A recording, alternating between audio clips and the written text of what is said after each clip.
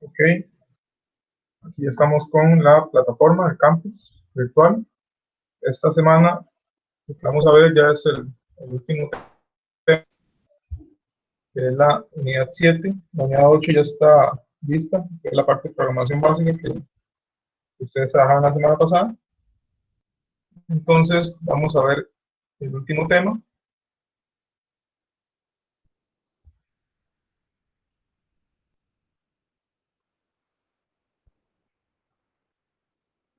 Herramientas matemáticas para la localización espacial, que el nombre es un poco pomposo. Vamos a aterrizar un poco a qué significa eso. Bueno, la localización espacial. Vamos a definir algunos puntos antes, como es la manipulación. En este caso es la habilidad en el manejo y tratamiento de objetos, ya sea levantarlos, moverlos, fijarlos o trabajarlos. Usa como herramientas, presas y para lo que es diferentes tipos de trabajos que hacen los robots.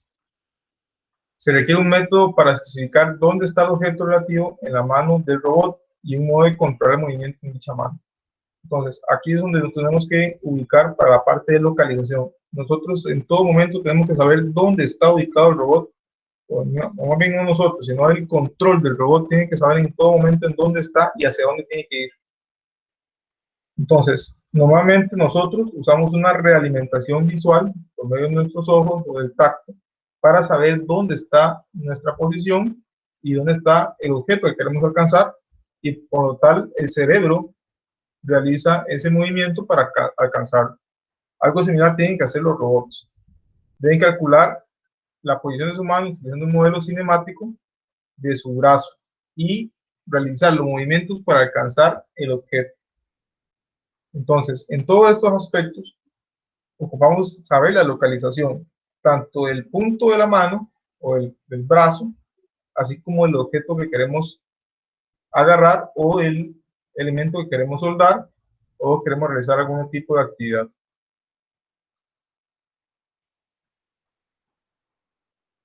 Entonces vamos a repasar las coordenadas, los sistemas de coordenadas.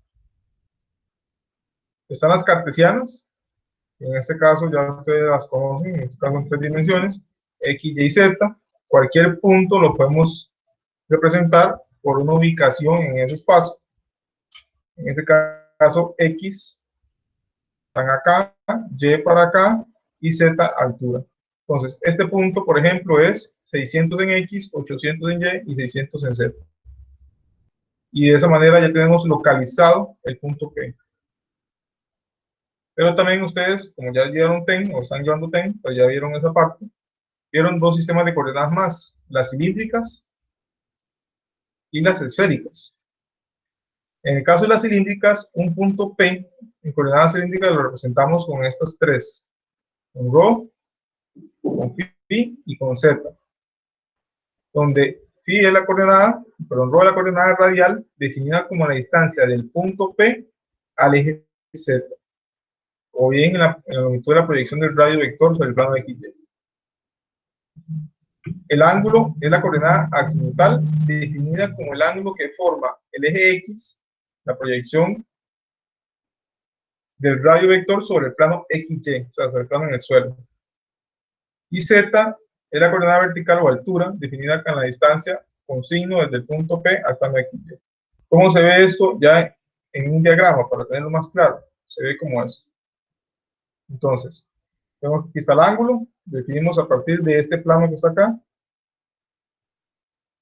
También tenemos lo que es la altura, en este caso ya el valor de Z, y tenemos el valor que hay, la distancia que hay de aquí del eje Z al punto, que ese sería ρ. Este punto P está definido, lo podemos ubicar por medio de sistemas coordenadas cilíndricas, por medio del ρ, del ángulo y de la altura. Cualquier punto lo podemos trabajar de esa manera. Ahora bien, los robots no trabajan tanto coordenadas cilíndricas. Pueden hacer algún robot que lo trabaje, pero normalmente lo que ustedes van a encontrar en la industria no trabajan así. Y ahorita vamos a ver cómo es que trabajan la gran mayoría de los robots industriales. Y está el sistema de coordenadas esféricas, que en este caso es ideal para tratar problemas que implican cierto grado de simetría esférica y se basa en la misma idea que las coordenadas polares, y para ello se utiliza, en este caso, dos ángulos y una distancia. En consecuencia, el punto P queda representado por un conjunto de tres magnitudes: el radio, el ángulo polar y el ángulo azimuth. Entonces, por medio de estos tres, yo puedo definir cualquier punto en un espacio tridimensional. Entonces, vemos que aquí ya empezamos a trabajar con ángulos y en este caso con un radio para ubicar cualquier punto dentro de este espacio. Pero bien, en el caso de los robots, no trabajan de forma tan directas con coordenadas esféricas o cartesianas. Pero repito, puede haber que exista uno, pero normalmente los robots van a trabajar en dos formas. Uno es el cartesiano, X, Y, Z, eso sí es igual, y el otro es el movimiento tipo joint, que es con los ejes, los valores, los grados que tiene cada eje. Entonces, en lugar de trabajar con un ángulo específico que me ubique este punto, trabajo con los diferentes valores de posición de todos mis ejes. Y esa es la forma que normalmente trabajan los robots industriales. En este caso tengo 6 ejes. Entonces tengo que tener 6 posiciones, 6 valores en los que están todos estos ejes. Y a eso también se le conoce como movimiento tipo joint. En el caso del tipo cartesiano, simplemente yo defino un valor x, y, z.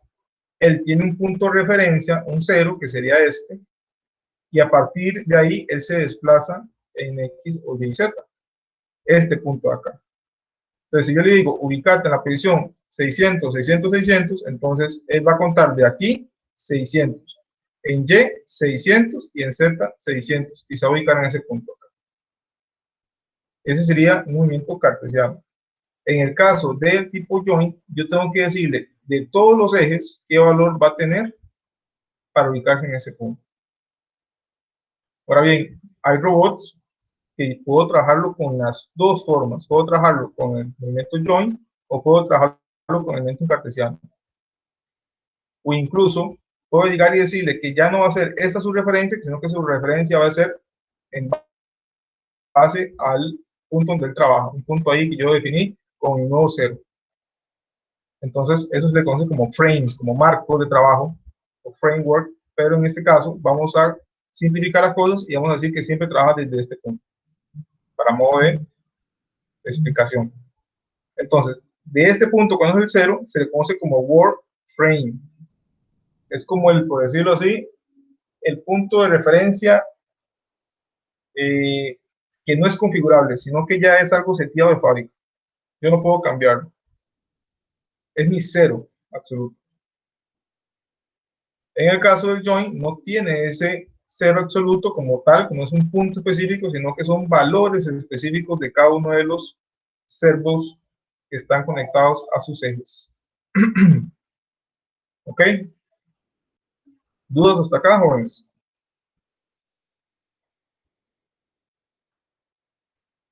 No, no, profe. Ok, perfecto. Entonces, vamos a seguir.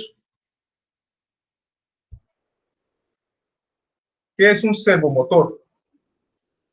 Un servomotor, tal vez ustedes ya lo conocen, en algún proyecto han visto algo como esto que está aquí a la derecha. Esto ya es como para proyectos pequeños, como algo sencillito, y para proyectos de robótica menores, como en la parte didáctica, para niños y demás, aunque también se pueden usar a proyectos ya un poco más avanzados. Y esto ya es un servomotor industrial. Esos son los que van a tener o se van a encontrar ustedes en los robots. Tienen otras aplicaciones de mecatrónica, pero ya se van a buscar en un robot, van a encontrarse en un robot industrial, van a encontrarse algo como esto. Ahora bien, ¿cómo funciona eso? Porque si se acordarán, habíamos dicho que estos tipos de servos dan una retroalimentación de la posición de su eje. Si está a 0 grados, o está a 1 grado, o está a 15 grados, o está a 90, o está a 120, a cualquier grado que esté, él va a dar una retroalimentación. Entonces, de forma, con un diagrama lo podemos ver aquí. Ustedes todavía no han visto o no han llevado el curso de control automático. Ahí lo van a ver otra vez esto que está acá. Esto se llama un control en lazo cerrado. ¿Por qué lazo cerrado? Porque aquí tengo una retroalimentación a mi controlador. Entonces, vean que aquí viene el comando de la computadora que dice, ubíquese a 90 grados, por dar un caso. Entonces el controlador va a llegar y va a leer cuál es la posición actual del eje por medio de ese sensor de posición, que es un resolver. Va a retroalimentar y le va a decir, ok, usted está a 0 grados. Entonces, hay un error de 90. Entonces el controlador va a trabajar con ese dato y va a aplicarle una señal eléctrica al motor para que él se acerque a 90 grados. Mientras él se va acercando, aquí igual sigue retroalimentando la posición y conforme se va acercando a 90, esto se va haciendo cada vez más pequeño, la diferencia entre ellos. Hasta llegar a un punto donde la diferencia va a ser 0 porque ya el brazo llegó a 90 grados. En ese momento el controlador dice, ok, me pidieron 90, ya tengo 90, no tengo que hacer nada más, para el motor, pare todo, y ya llegó a la posición deseada. Entonces, esto que está acá es un lazo en control cerrado. Y ustedes lo van a ver en el curso de control automático. No vamos a profundizar aquí tanto, porque no es el objetivo de esta parte, pero sí es para que ustedes ya vayan conociendo eso. Ahora ven, aquí les puse una pregunta. Resolver, ¿qué es? Entonces, para ustedes que les gusta investigar, van a buscar qué es el resolver, dónde se conecta acá y qué es la señal que manda que le permite al controlador saber la posición de él, hacer la posición del eje. Igual, si quieren investigar un poco más y encontrarse lo que se usaba anteriormente, pueden buscar la palabra encoder. Y ahí se van a dar cuenta de lo que se usaba hace muchos años. Todavía se usan en algunos, cuando no se requiere mucha precisión, pero ya se van a dar una idea de cómo se hace para encontrar y conocer la posición del eje, que es indispensable para cualquier operación de un robot con servos. Ok, si ya quisieran usar algún proyectador como este si no tiene retroalimentación, sino que la retroalimentación está interna acá, aquí solamente ustedes le mandan ahí la posición que quieren llegar y él la aplica, pero todo su control interno, todo esto que está acá, él lo tiene aquí adentro. En el caso de este de acá, de este servo industrial, no. Él tiene aquí, en la parte de atrás, viene la conexión de potencia y viene otro cable que es el resolver, que es la retroalimentación de la posición del eje. Entonces, ocupa otro elemento, en este caso es un driver, un servo driver, como un variador de frecuencia, nada más que especialmente diseñado para trabajar con servomotores. ¿Ok? ¿Dudas?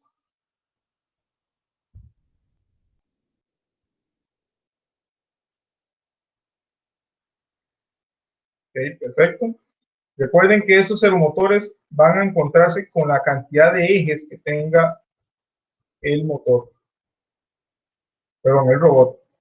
Si tengo un robot de 6 ejes, entonces me voy a encontrar 6 servos. Si tengo un robot de 3 servos, y así consecutivamente. Okay, aquí vamos a entrar un poco a lo que es la dinámica del robot. ¿Se acuerdan que yo les decía que programar un robot industrial es muy fácil? Construirlo es el problema. La construcción de un robot no es tan sencillo. Entonces vamos a hablar un poquito sobre este tema, no vamos a profundizar porque esto ya es un tema que se escapa y aquí se tiene que ver la parte mecánica, se tiene que ver dinámica, se tiene que ver la parte mecatrónica y no es un tema que nos atañe para este curso. Pero sí es bueno que ustedes conozcan de eso. Entonces, la dinámica se ocupa de la relación entre las fuerzas que actúan sobre un cuerpo y el movimiento en el que se origina. Ese es el concepto de dinámica. Y esto es un tema que ven los ingenieros mecánicos. El modelo dinámico de un robot tiene por objeto conocer la relación entre el movimiento del robot y las fuerzas que implican en él mismo. Entonces, cuando yo muevo un brazo, ahí se desplazan una gran cantidad de fuerzas que si yo no hago bien el cálculo, el robot se puede caer o se puede dañar. Entonces, todo eso tiene que estar milimétricamente calculado. Aquí viene un pequeño ejemplo ahí con todas las variables que hay que hacer para calcular, en este caso, la dinámica de él. Esta relación se obtiene mediante el denominado modelo dinámico, que relaciona matemáticamente la localización del robot, definida por las variables, las articulaciones o por las coordenadas de localización, y sus derivadas. En este caso ya vemos que hay derivadas entonces, de velocidad y también para aceleración.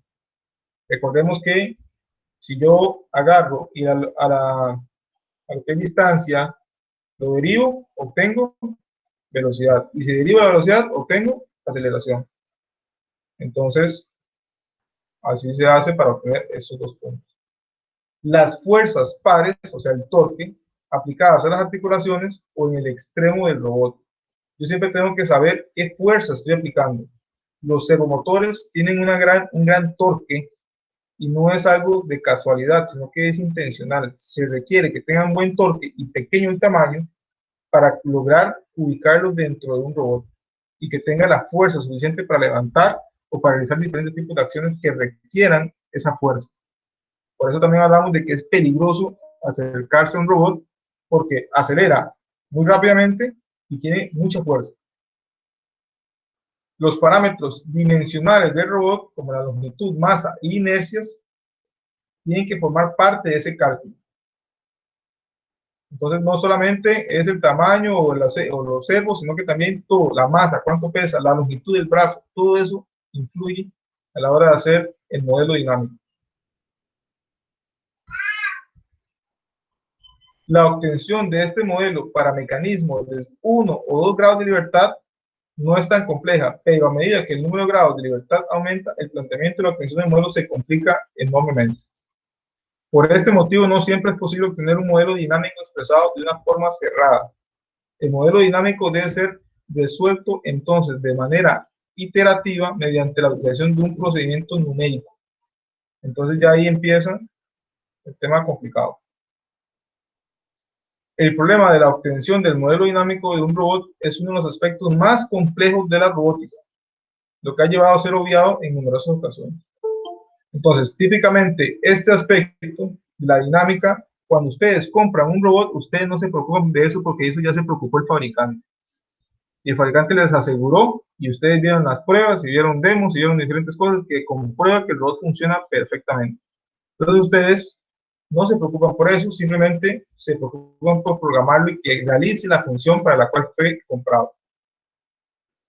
Sin embargo, el modelo dinámico es imprescindible para conseguir los siguientes fines: la simulación del movimiento del robot, el diseño y la evaluación de la estructura mecánica del robot, dimensionamiento de los actuadores, o sea, de los servos, diseño y evaluación del control dinámico del robot. Esto, todo lo que está aquí, es fabricación, es diseño y fabricación del robot.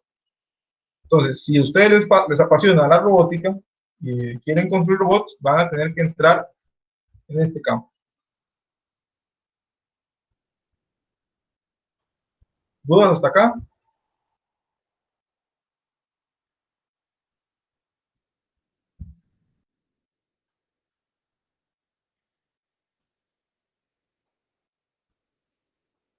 Continuamos entonces. La cinemática del movimiento. Entonces, una estrategia, que es lo más normal, del control usual es calcular el cambio en las variables de articulación requerido para alcanzar la localización final, controlando los motores de las articulaciones de manera que todas alcancen sus valores finales al mismo tiempo.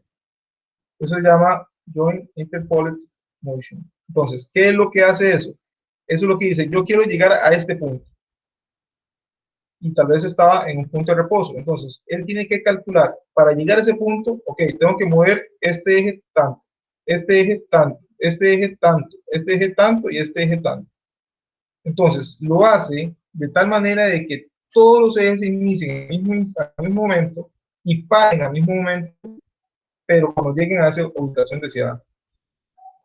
Eso es lo que se llama esta forma de trabajar de Joint Interpoled Motion.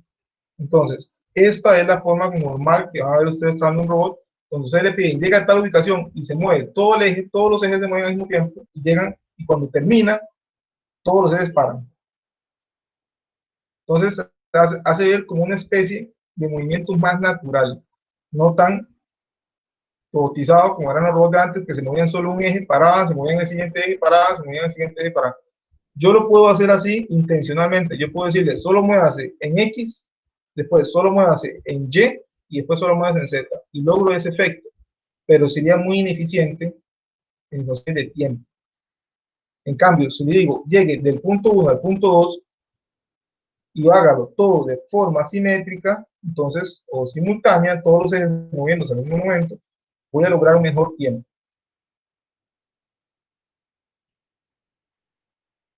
Con el Joint Interpolated Motion. ¿Ok? Estudio de la cinemática de un motor. ¿Cuáles son los métodos para hacer ese estudio complejo? Que no lo vamos a hacer, pero sí es bueno que ustedes lo conozcan.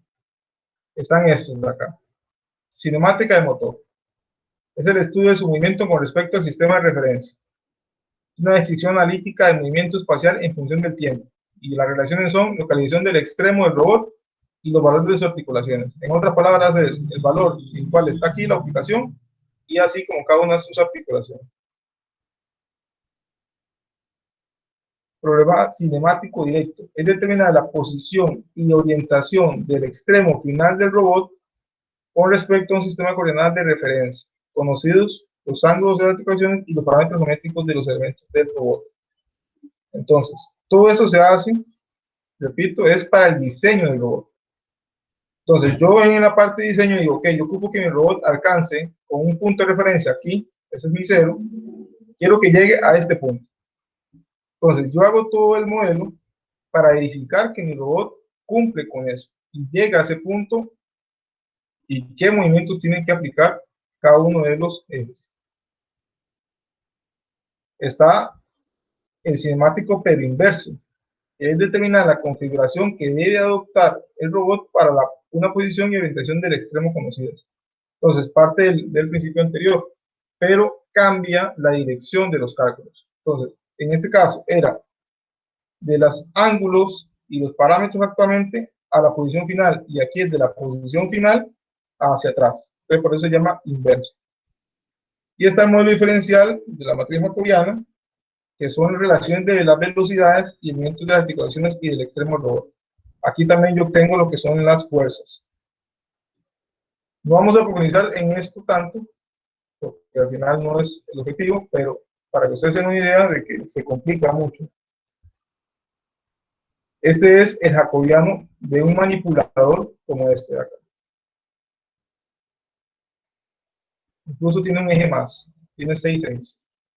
Entonces, un manipulador de n articulaciones, el jacobiano asociado a dicho manipulador representa la transformación instantánea entre el vector de n dimensiones de velocidades de las articulaciones y el vector de 6 dimensiones conteniendo las velocidades lineales y angulares del elemento terminal. El jacobiano será por lo tanto una matriz de 6 por n. Entonces, en particular, se puede ver en este caso la representación para un manipulador de 6 articulaciones. O sea, hay que hacer esta matriz de acá, esta matriz se realiza la multiplicación y después hay que empezar a hacer todas las ecuaciones y las derivadas para sacar las velocidades, así como las derivadas para sacar la aceleración. Ese es un ejemplo para un robot de escala, que es un robot más sencillo.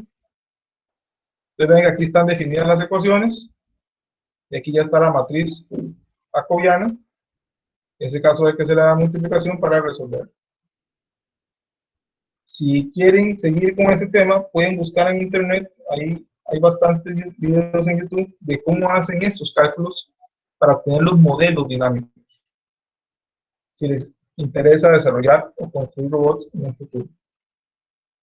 Si lo que les interesa es solamente operarlos, entonces esto solamente con conocerlo es suficiente.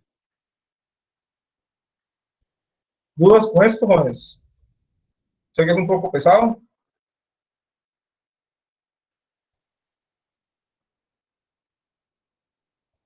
No sé si requieren que explique algo más.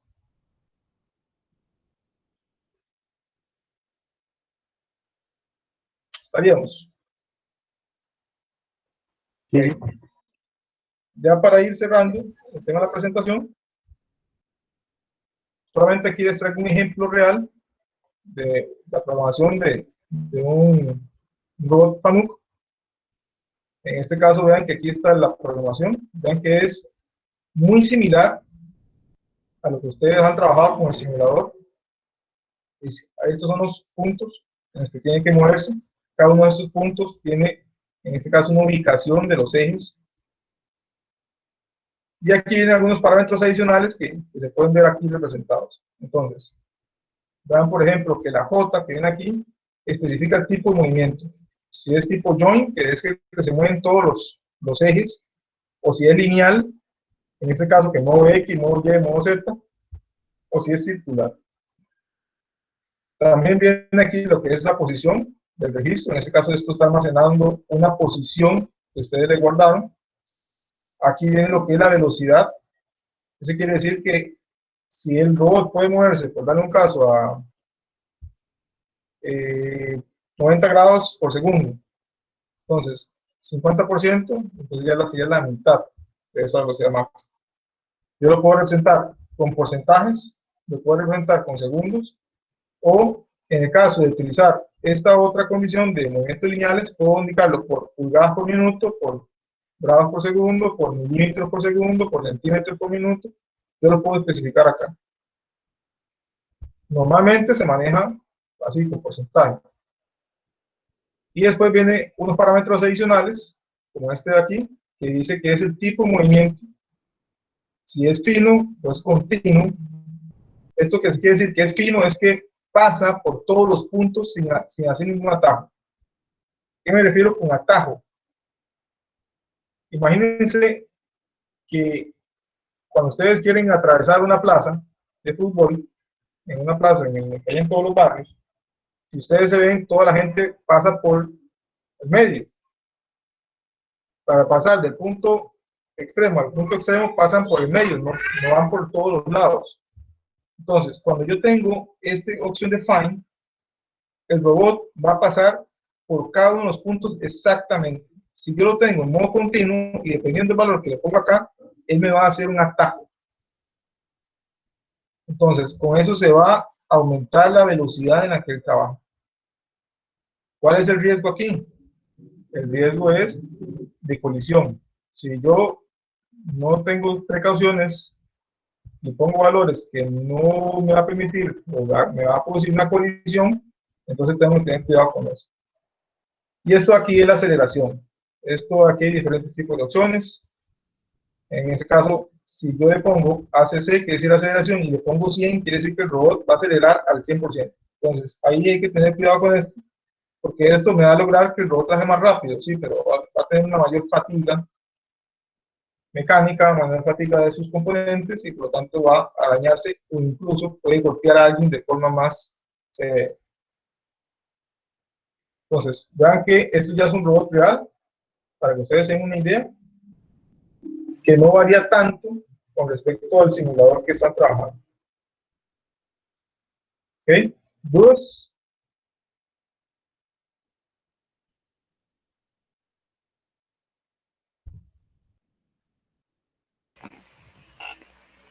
Todo bien, profe. Ok, con esto ya damos por finalizado el tema de robots, la parte robótica, y vamos a pasar a revisar lo que hicieron ustedes. No sé si hay algún voluntario en mostrar o si no, ahí escojo al azar.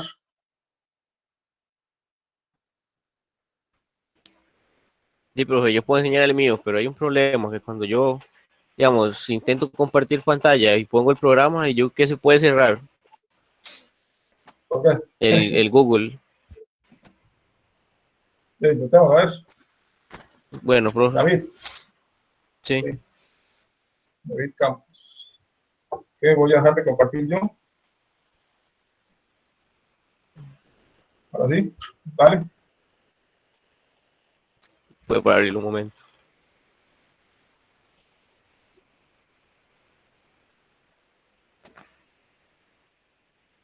Y mientras David comparte, ahí avisarles que la próxima semana, que será la última clase, lo que vamos a trabajar es en el proyecto. En este caso, ustedes se van a reunir conmigo, cada grupo, y me va a proponer, me va a mostrar el avance, así como si fuera una reunión con el gerente de la planta, que ustedes van a proponer el proyecto. se van a reunir conmigo y van a dar el avance. Entonces ahí yo los voy a asesorar, o en este caso les voy a decir que están muy perdidos, o andan bien, o que le agreguen tal cosilla, o que le quiten tal cosilla. Entonces, la próxima semana, ahí yo voy a, ahí lo que ocupo sí es que me pasen por correo esta semana cuáles son los grupos para definirles el horario de que nos vamos a conectar la próxima semana. ¿De acuerdo? Ok, David. Profe, donde le voy a compartir la ventana, no me lo abre, pero voy a ver si lo comparto todo. Es mejor compartir toda la ventana, toda la pantalla. Ya me sale que no responde el programa, que Google Chrome no responde.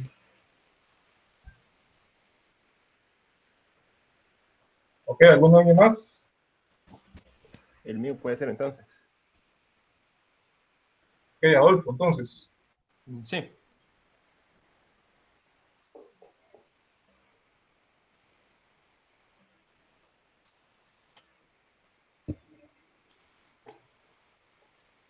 Yo lo tengo aquí.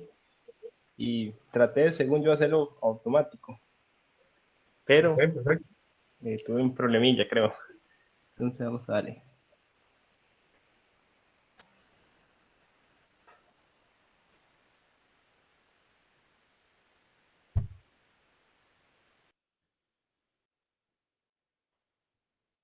Ok, mientras vamos viendo la simulación, ¿qué les pareció el ejercicio?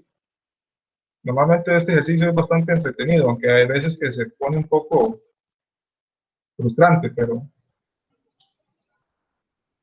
no sé si a Bueno, ustedes qué les pareció. yo quería, según yo, quería hacer otra como para agregarle algo más al ejercicio. Era como un contador, pero no supe cómo ponerlo. Para que me fuera Ajá, contando las piezas, digamos, cuando pasara por esta parte. correcto. Pero no supe.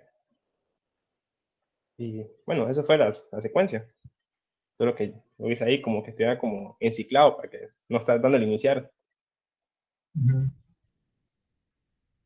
Sí, es importante que investiguen un poco de cómo hacer ese conteo para el parcial. En el parcial van a tener que hacer un ejercicio con este simulador. Muy bien. ¿Alguien más? ¿Algún voluntario? Si no, para escoger al azar.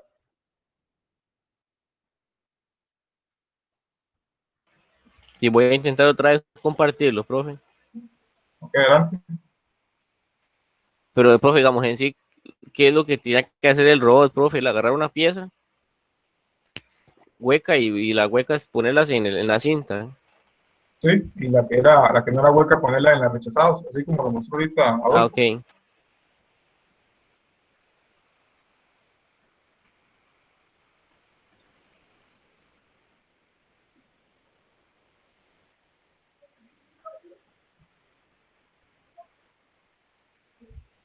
¿Se ve algo? No, ahora sí, parece que, ahora sí. Sí, pero ahora se me pegó a mí la compu.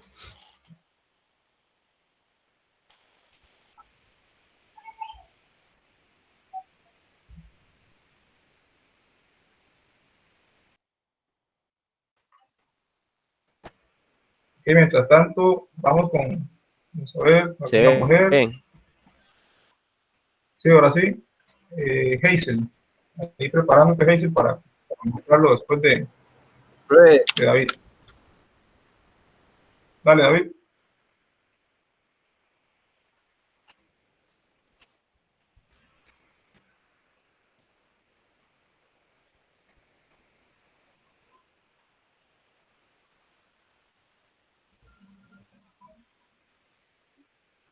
O si no, no se ve que el robot se mueva. Sí, pero es que era que si cuando, digamos, cuando está abierto así el Google, sí me dura compilando un toque. Mm,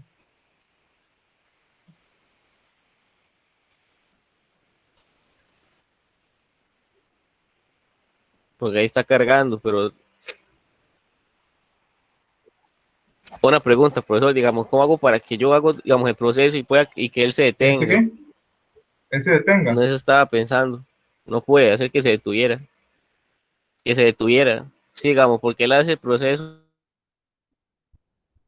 de poner las piezas huecas y después las piezas cerradas, pero no Ajá.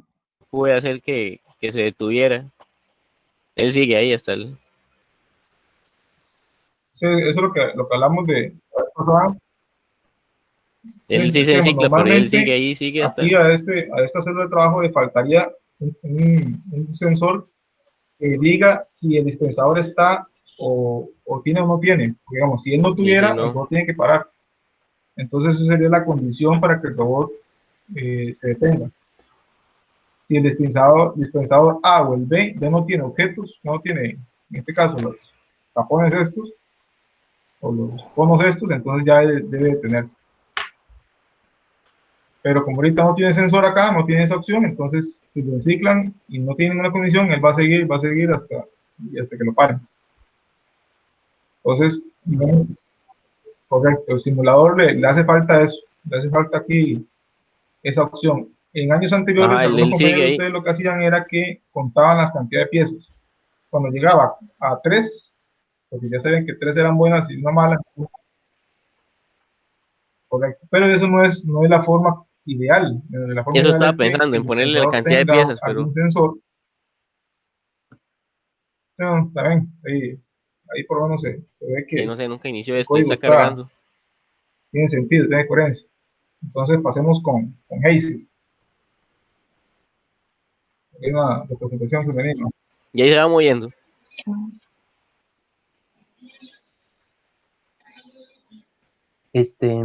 Para el examen, bueno, usted mencionó que para el examen vamos a utilizar este mismo programa. Sería como algo similar, Sí, correcto. mm, igualmente para lo de para el contador, a mí también me gustaría como entender un poco cómo es que se hace porque no sé. El contador lo tienen que hacer con ese sensor de aquí y con una variable. Mm, Entonces, cada vez que pasa por acá, la variable tiene que aumentar en 1. Eso lo de C+1, ¿verdad? Sí, correcto. Yo lo estoy intentando de Dejo de no. compartir la pantalla, profesor. Sí, para que comparta Hazel.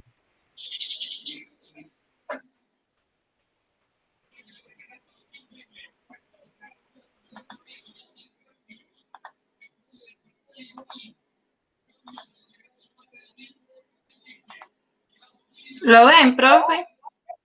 Sí, sí, sí. Yo lo intenté hacer en ciclado, pero tuve ahí como un error, entonces no lo hice en ciclado.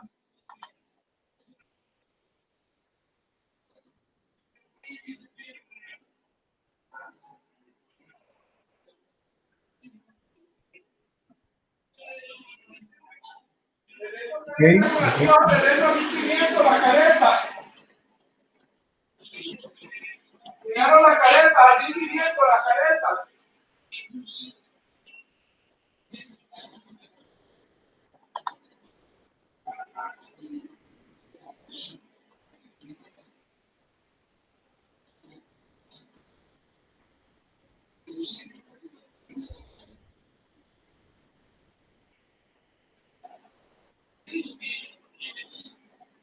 Ok, muy bien. Perfecto, Hazel. Ok, ¿alguien más quisiera mostrarlo? No sé si alguno desarrolló lo del contador.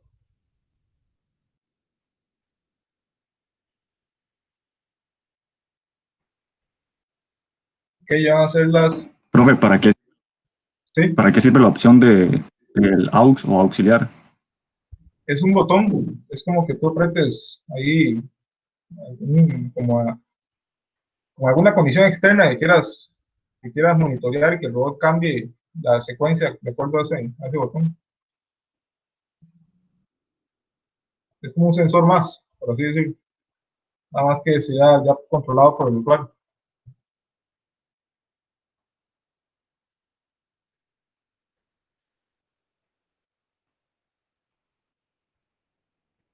¿Ok? ¿Alguien más? ¿Alguna consulta adicional? Profe, disculpe, esto no habría, bueno, no tenemos que enviárselo, es simplemente para... No, no, solamente la idea era que ustedes practicaran. Al final la evaluación la vamos a hacer en el parcial.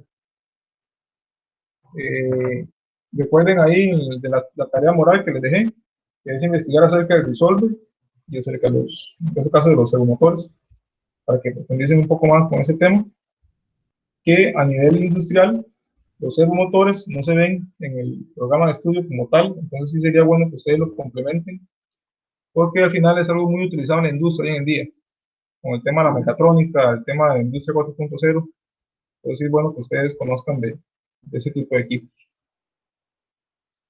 Entonces, jóvenes, si no hay más consultas, nos vemos la próxima semana. Recuerden pasarme los grupos al correo para programarles la hora en la que vamos a conectarnos para hacer esa revisión o ese avance de lo que es el proyecto. ¿De acuerdo? Entonces, nos vemos. Que la pasen bien. Estamos Profe, en una contacto. consulta del proyecto, profe. ¿Sí? Digamos, ¿qué es lo que sería un informe ejecutivo? Digamos, ¿cómo hay que hacerlo? O más o menos cómo va estructurado. Es un informe que, digamos, no tiene tanto, no tiene parla, por así decirlo. Es un informe que no viene, que no tiene una introducción, no tiene, en este caso, como una explicación de cada una de las componentes, sino que es algo más a lo que vamos, por así decirlo. Es algo que